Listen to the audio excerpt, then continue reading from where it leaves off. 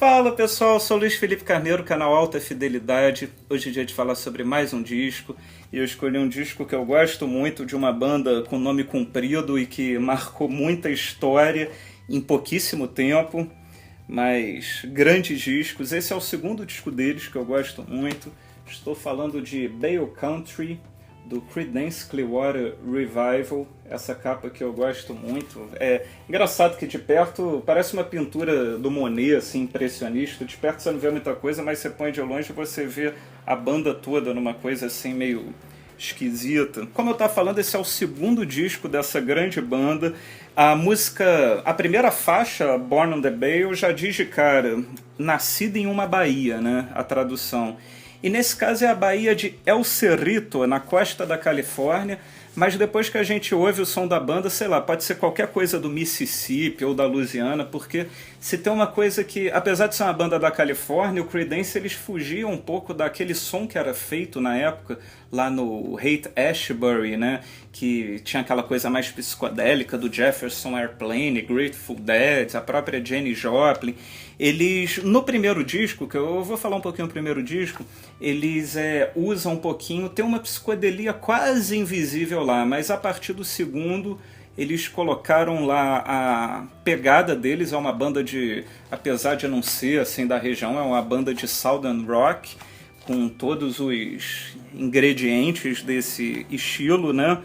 E eles lançaram no total 6 álbuns de estúdio num tempo recorde de 4 anos, você imagina, e 6 álbuns excelentes, né? Se você entrar, por exemplo, no AllMusic, deve estar tudo entre 4 e 5 estrelas. É muito revigorante o som, né? Um blues, um country bem diferente.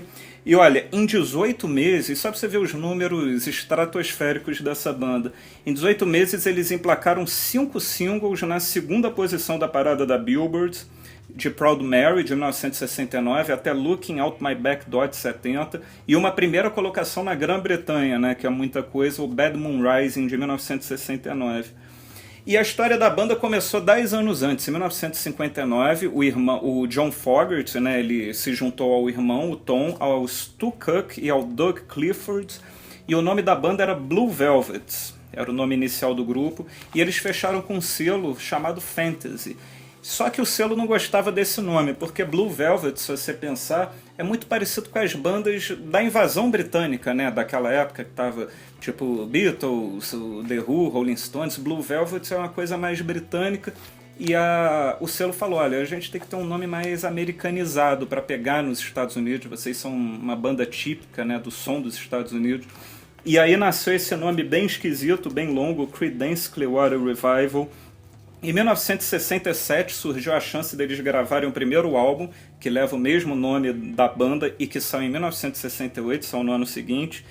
E é uma encruzilhada meio musical o disco, é muito interessante ouvir e já ver como eles estavam muito preparados, né, num trabalho de estreia, o que também é difícil, você já vê um disco de estreia muito bem acabado. Clássicos do rock, do blues, nesse disco eles misturaram ainda algumas composições próprias com canções de terceiros. Por exemplo, tem um Suzy Kill, esse disco, I Put a Spell on You. Como eu falei, as duas têm uns traços lá meio invisíveis de psicodelia que deixam as músicas ainda mais especiais.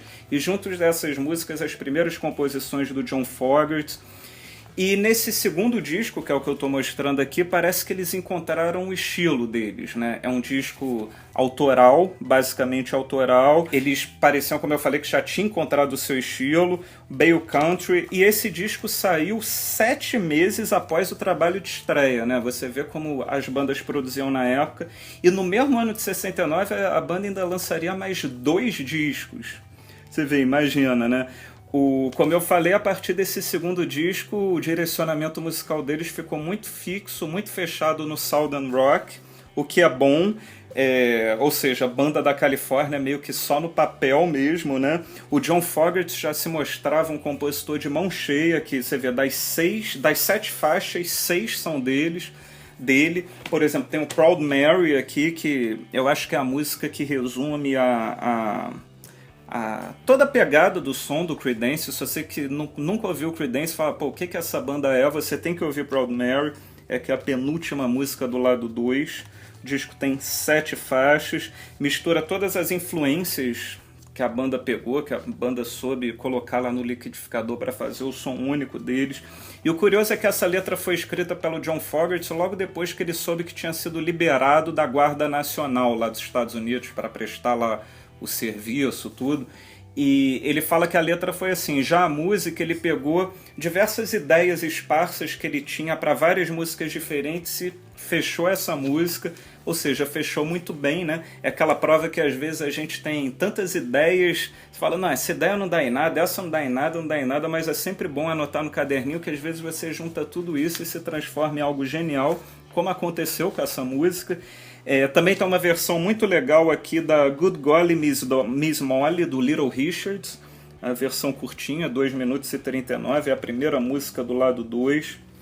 E é isso, depois desse disco o Creedence voou, ainda que por pouco tempo, né? Hoje a gente tem aí o Creedence Clearwater Revisited, que eu inclusive assisti um show deles, que são com alguns músicos remanescentes, outros convidados, mas o John Fogerty ele está em carreira solo há muito tempo, inclusive ano passado eu falei de um DVD dele, um DVD muito legal, que ele canta várias músicas da banda, acho que todas essas que eu citei ele canta, e também músicas da carreira solo dele, que é uma carreira muito interessante, apesar de pouco falada. Depois desse disco, o Creedence fez vários outros clássicos que eu anotei aqui, por exemplo, eles lançaram o Green River, que tem o Bad Moon Rise, o Willie and the Poor Boys de 69, que tem aquela música Fortunate Son, que fez parte da trilha sonora do Forrest Gump. Tem o Cosmos Factory, que é um disco que eu gosto muito, muito, de 1970.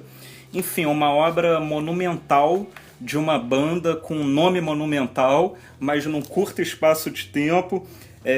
Uma banda que saiu da Bahia para se tornar talvez numa das melhores traduções do Sound and Rock, né, do rock norte-americano da virada dos anos 60 para os anos 70. E eu citei aqui, acho que o nome de quase todos, ou todos os 6 discos do Creedence, e eu queria saber de você qual disco deles que você mais gosta, porque o Creedence é o tipo da banda que eu acho que se você perguntar para 6 pessoas diferentes qual é o disco predileto, você corre o risco de ter 6 respostas diferentes. Então deixa aqui embaixo o nome do seu disco predileto.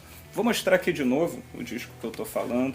Aqui mostrar um pouquinho mais longe para vocês terem uma ideia da capa, aquele efeito que eu falei no início, né, que de longe você vê a banda e de perto parece um emaranhado, né, uma coisa meio impressionista. Aqui estão as fotos dos caras. E deixa aqui no comentário qual é o seu disco predileto, e amanhã a gente está de volta com mais um vídeo no canal Alta Fidelidade. Tchau!